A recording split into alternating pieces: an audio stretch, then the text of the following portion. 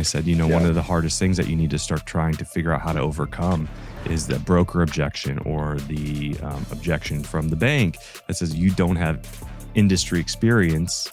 Why should we trust you?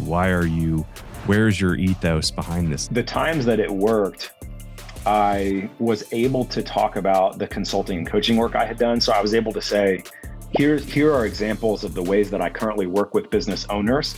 And what I have realized is that this has given me a really valuable insight or perspective on the kinds of things that I would need to deal with if it were my business and if it were my team having these challenges. And so as a result, I have a ton of, so formally playbooks, but just like tools and perspectives. And there's stuff that could happen that wouldn't necessarily catch me off guard because I've seen it before. And so in my case, I leaned into that of like, hey, I have conversations with business owners all the time. Here's some of the results that I've gotten for them and their teams. And I've just realized I would love the chance to do this with my own business.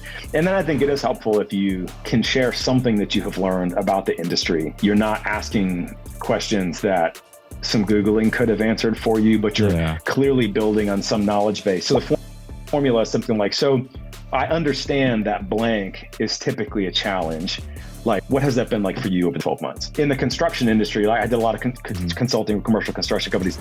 For them, it's workforce shortage. And it's like, we just cannot find people. So you bring that up and ask about how's hiring been, or like how's retention, or like whatever, and you're going to get an earful in response, and it immediately builds some like, oh, this guy gets it. This is a very relevant problem. Baseline knowledge, like if you are aware that it's a business that depends on a commodity in some way for its input, and you know that price has been really high, that's like easily locatable information, and you should be able to ask, like, I know the price of wood has gone up a lot over the past whatever. How have you been able to pass on that? How's that affected your margins? Just those kinds of like category questions. And I would kind of tell, this is reminding me, I would try to model for the broker exactly how I planned to communicate with the seller. So I would say, I would love to get a chance to ask questions about this, or to ask a question like this, so that they could it was almost a role play for the sake of the broker. Like, this is what it's going to be like to put me in conversation with your seller. I promise it's not going to be a waste of time. And that didn't always work. A few times it didn't work. It was because they mandated you have a certain amount of liquid funds before they would even